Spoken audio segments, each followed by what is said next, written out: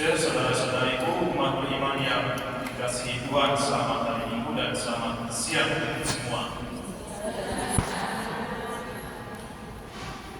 Sebagai seorang imam, seorang pastor, romo, yang harus menyampaikan khotbah saat misa,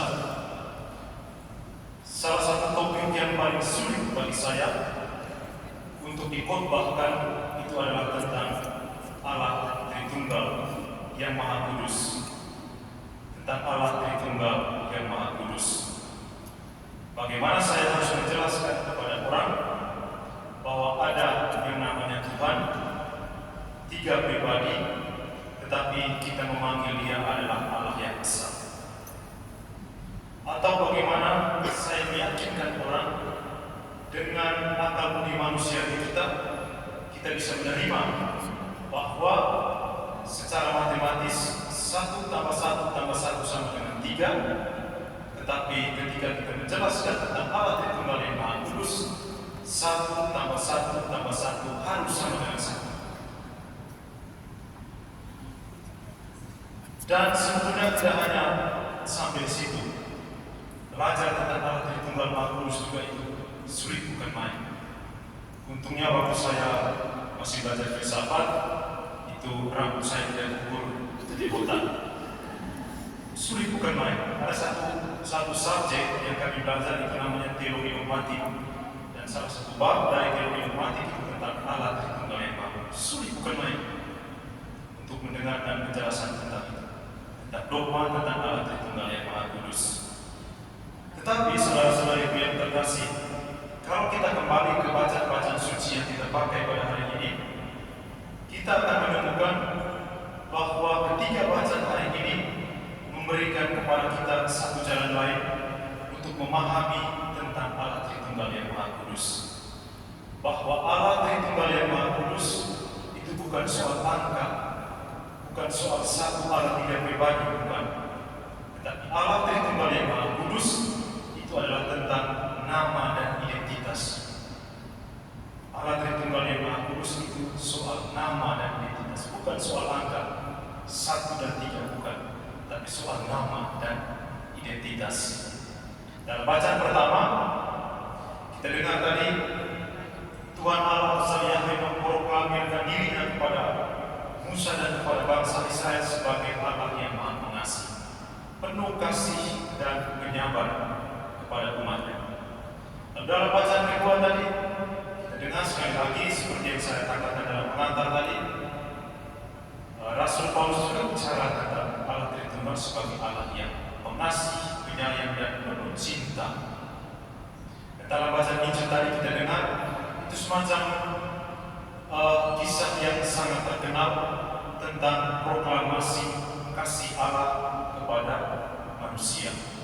Begitu besar kasih Allah kepada manusia, sehingga Dia telah mengutus putranya ke dunia bukan untuk menghakimi kita, tetapi untuk menyelamatkan kita dari kuasa kegelapan dosa. Jadi di sini kita menemukan satu kata kunci sebagai nama atau identitas Allah Tritunggal yang Maha Kudus, yakni kasih.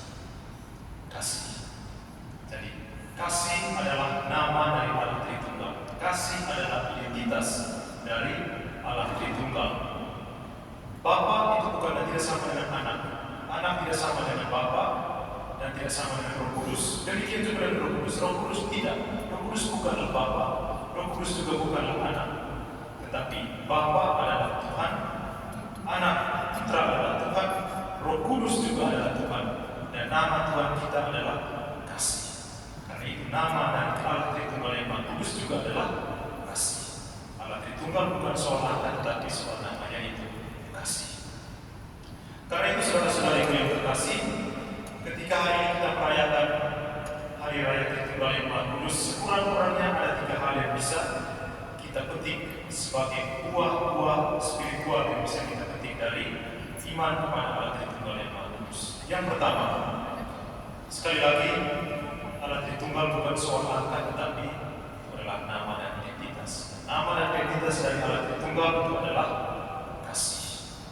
Karena kasih adalah namanya, maka kasihnya kepada kita itu kekal abadi untuk selama-lamanya. Itu yang pertama.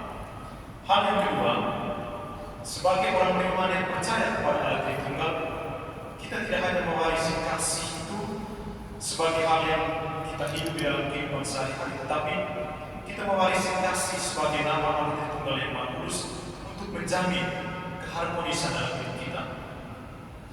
Jadi, bagi Allah Tritunggal yang Maha Kudus, kasih itulah yang menjamin harmoni antara ketiga pribadi, antara Allah Bapa, Allah Putra, dan Allah Roh Kudus. Jadi karena kasih itulah kemudian ketiganya hidup dalam harmoni. Mereka hidup dengan perannya masing-masing, tidak saling mencampur perannya masing-masing. Allah Bapa sebagai Allah pencipta dan menginisiasi keselamatan, Allah Putra sebagai penebus, dan Allah Roh Kudus sebagai Allah yang selalu menyertai kita sampai akhir zaman. Jadi kita mewarisi kasih dari Allah Tritunggal Maha Kudus untuk menjaga harmoni dalam hidup kita. Artinya apa? Artinya kita tidak selalu hidup dalam kompetisi. Kita tidak hidup dalam kompetisi dengan diri kita sendiri. Kadang kita sudah tahu kita tidak bisa dalam suatu kondisi tertentu, kita tidak bisa, tapi kita memaksakan diri supaya bisa. Kita tidak hidup dalam kompetisi dengan diri kita sendiri. Kita juga tidak hidup dalam kompetisi dengan orang lain. Masing-masing kita sudah punya panggilan kita sendiri. Fokus dengan panggilan kita sendiri, setia dengan panggilan kita sendiri sebagai apa kita dalam kehidupan bersama. Jaga harmoni dengan kasih. Kita juga tidak sedang berkompetisi dengan Tuhan kita. Kita tidak sedang berada dalam satu meja dengan Tuhan. Tuhan letakkan kehendak di sebelah kanan, kita letakkan kehendak kita di sebelah kiri, lalu kita berkompetisi. Kehendak siapa yang mesti didahulukan? Tidak. Dengan kasih yang kita warisi dari Allah Tritunggal, kita hidup dalam harmoni. Biarlah kehendak Allah berjalan sesuai dengan kehendak Allah. Biarlah kehendak kita letakkan di bawah kaki Tuhan. Jadi ada satu analogi yang terkenal tentang Allah Tritunggal yang Maha Kudus, sedangkan kita semua yang sudah dengar itu ibaratnya seperti telur itu, Pak. Ada cangkang, ada yang putih telur, kemudian ada kuning telur. Jadi cangkang, putih dan kuning, tapi semuanya disebut telur. Kalau misalnya satu saja rusak, maka akan merusak keseluruhan sebagai telur itu, telur ayam itu. Jadi seperti itu kita mewarisi harmoni semacam itu, menjaga harmoni dalam hidup kita dengan fokus dan setia pada panggilan kita masing-masing.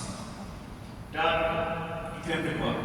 Yang terakhir sekali, meskipun kita bisa menjelaskan tentang Allah Tritunggal itu dengan bahasa kita manusia, dengan cara berpikir kita manusia, tetapi ingatlah bahwa realitas Allah Tritunggal Maha Kudus tetaplah bagian dari misteri iman kita.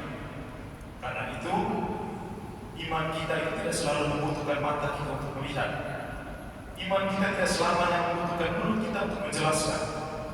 Iman kita juga tidak selamanya membutuhkan mata bumi kita untuk mengerti. Tapi di atas semuanya itu, iman kita selalu membutuhkan hati untuk percaya. Karena seperti Tuhan Yesus katakan kepada kita, berbahagialah orang yang percaya walaupun dia tidak melihat. Jadi sekali lagi, kita tetap pertahankan mencintai iman kita kepada Allah Tritunggal yang Maha Kudus, dan kita warisi kasih Allah Tritunggal yang Maha Kudus seperti sebuah harmoni dalam hidup kita. Untuk menjaga harmoni dalam hidup kita, kita jadikan diri kita sendiri sebagai sahabat dalam perjalanan hidup kita, jadikan orang lain sebagai sahabat dalam perjalanan hidup kita, jadikan Tuhan juga sebagai sahabat